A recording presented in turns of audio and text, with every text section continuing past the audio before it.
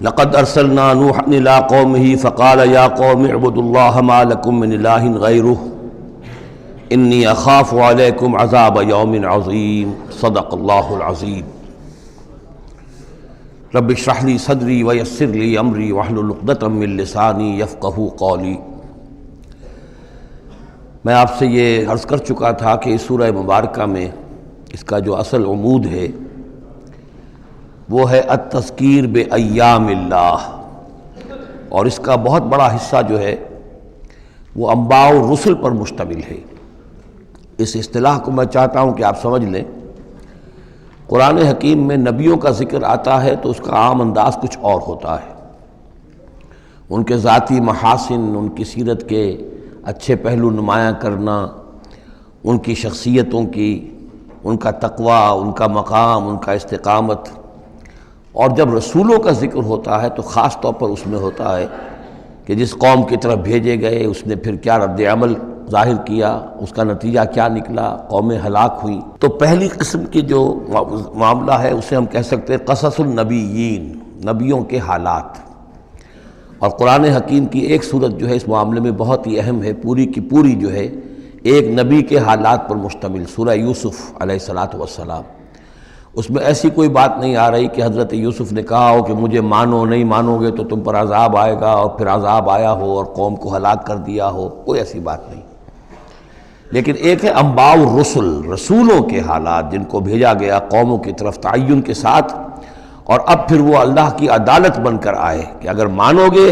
تو خیریت ہے، نہیں مانو گے تو ہلاک کر دیے جاؤ گے۔ ان کو کہتے ہیں انباء الرسل، نبأ کی جمع انباء۔ عام طور پر 6 رسولوں کے حالات قرآن مجید میں تکرار کے ساتھ آئے ہیں۔ اس کی وجہ یہ نہیں ہے کہ رسول صرف یہ 6 ہیں، بلکہ یہ 6 رسول وہ ہیں کہ جن سے اہل عرب واقف تھے۔ یہ تمام اسی جزیرہ نماء عرب کے اندر آئے ہیں۔ جزیرہ نماء عرب کا نقشہ اپنے ذہن میں لے آئیے کہ جو پیننسولا ہے، عریبین پیننسولا، نیچے سے چوڑا ہے، یمن سے لے کر حضر موت وغیرہ کی طرف بہت چوڑائی ہے، لیکن پھر یہ شمال کی طرف دونوں طرف سے، مشرق سے بھی شمال مغرب کی طرف جا رہی ہے، یہ خلیج فارس یا خلیج عربی جو بھی آپ اسے کہیں، پرشین گلف۔ اور ادھر یہ جو جا رہا ہے ریڈ سی، یہ ریڈ سی جو ہے اوپر جا کر پھر 2 کھاڑیوں میں تقسیم ہو جاتا ہے، ایک خلیج سویس ہے اور ایک خلیج عقبہ ہے۔ اگر آپ اس کو، یہ جو جا رہی ہے پرشین گلف اور ادھر سے جو گلف آف عقبہ ہے،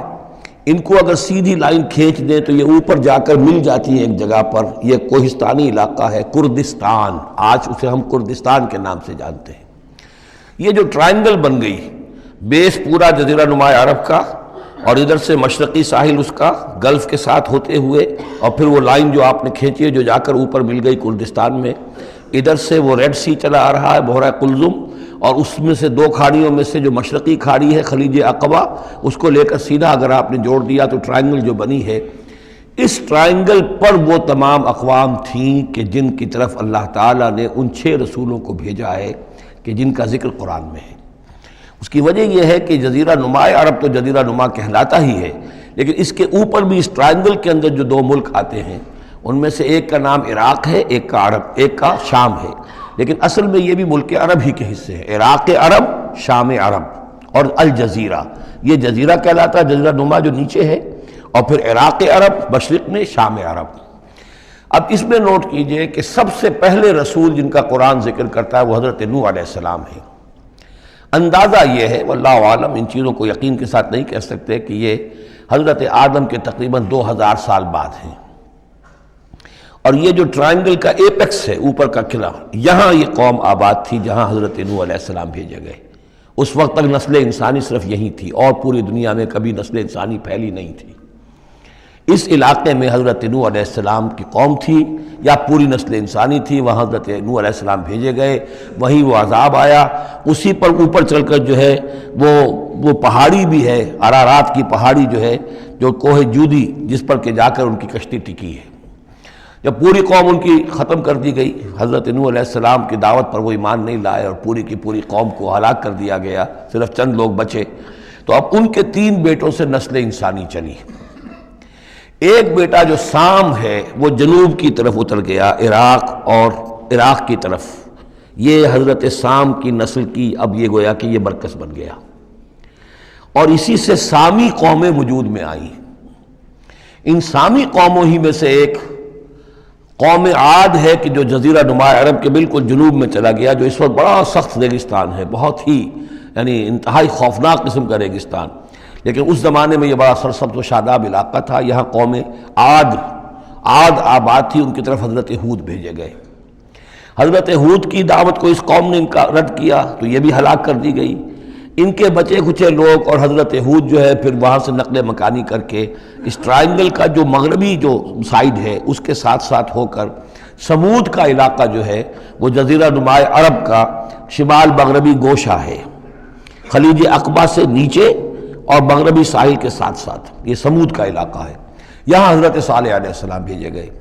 اور ان کی قوم بھی پھر ہلاک ہوئی۔ ان کے مسکن اب بھی موجود ہیں، پہاڑوں کے اندر کھدے ہوئے ان کے جو محل تھے، بڑے بڑے ہال، وہ آج بھی موجود ہیں، میں خود بھی ان کو دیکھ کر آیا ہوں۔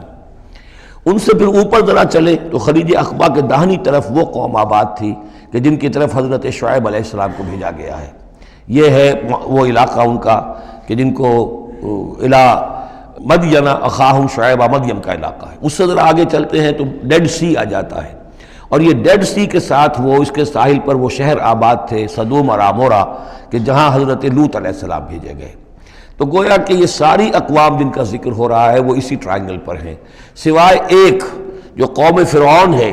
وہ ذرا اس ٹرائنگل سے ہٹ کر سرائی پیننسولا سے باہر نکل کر مغرب کی طرف وہ مصر میں بھیجے گئے ہیں حضرت موسیٰ علیہ السلام فرعون کے پاس۔ یہ نقشہ ذہن میں رکھ لیجئے۔ زمانی اعتبار سے یہ کہ حضرت نوح علیہ السلام پہلے رسول ہیں، پھر حضرت ہود، پھر حضرت صالح، پھر حضرت ابراہیم علیہ السلام کی بعثت ہوئی ہے، لیکن ان کا معاملہ انباء الرسل کا نہیں ہے بلکہ قصص النبیین کے انداز میں قرآن میں بیان ہوا ہے۔ ان کے بھتیجے ہیں جو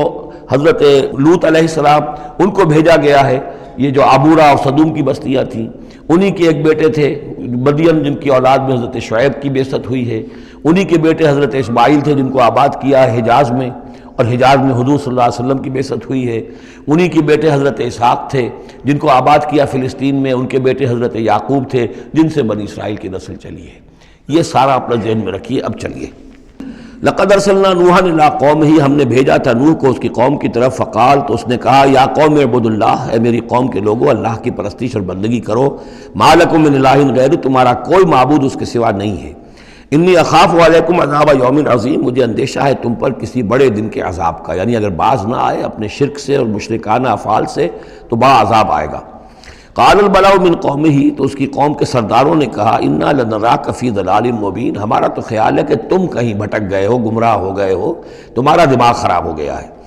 قال یا قوم لیس بی ضلالۃ، انہوں نے پھر کہا نرمی کے ساتھ، اے میری قوم کے لوگوں، میں بہکا نہیں ہوں، میں بھٹکا ہوا نہیں ہوں، میرا جو ہے دماغ چل نہیں گیا ہے، ولکنی رسول من رب العالمین، بلکہ میں تو رسول ہوں تمام جہانوں کے پروردگار کی طرف سے، اس نے مجھے اس خدمت پر مامور کیا ہے کہ میں تمہیں خبردار کروں۔ ابلغکم رسالات ربی، میں تو تمہیں پہنچا رہا ہوں اپنے رب کے پیغامات، وانصح لکم، اور میں تمہارا خیر خواہ ہوں، تمہاری بھلائی چاہتا ہوں، آنے والے عذاب سے تمہیں بچانے کی فکر کر رہا ہوں۔ وَأَعْلَمُ مِنَ اللَّهِ مَا لَا تَعْلَمُونَ، اور مجھے اللہ کی طرف سے وہ کچھ چیزیں معلوم ہیں جو تمہیں معلوم نہیں ہیں، جو دن آنے والے ہیں وہ اس کا مجھے تو اندازہ ہے کتنی بڑی تباہی آنے والی ہے۔ اب عجبتم، کیا تمہیں بہت تعجب ہو گیا، ان جاءکم ذکر من ربکم، کہ تمہارے پاس تمہارے رب کی طرف سے ایک یاد دہانی آ گئی ہے،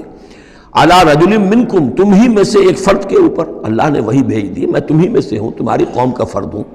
لینذرکم، تاکہ وہ تمہیں خبردار کر دے، ولتتقوا، اور تاکہ تم بچ سکو، ولعلکم ترحمون، اور تاکہ تم پر رحم کیا جائے۔ فکذبوہ، تو انہوں نے اسے جھٹلا دیا، فانجیناہ والذین معہ فی الفلک، تو بچا لیا ہم نے اس کو اور جو اس کے ساتھی تھے، اور یہ بعد میں معلوم ہوگا بہت ہی کم لوگ تھے جو ایمان لائے، 950 برس کی دعوت کے باوجود ہم نے ان کو بچا لیا کشتی میں۔ وَأَغْرَقْنَا الَّذِينَ كَذَّبُوا بِآيَاتِنَا، اور غرق کر دیا ان کو جنہوں نے ہماری آیات کا انکار کیا تھا، جھٹلایا تھا۔ إِنَّهُمْ كَانُوا قَوْمًا عَمِينَ، یقیناً وہ اندھے لوگ تھے، ایسی قوم تھی کہ جن کی آنکھیں جو ہے وہ اندھی ہو گئی تھیں۔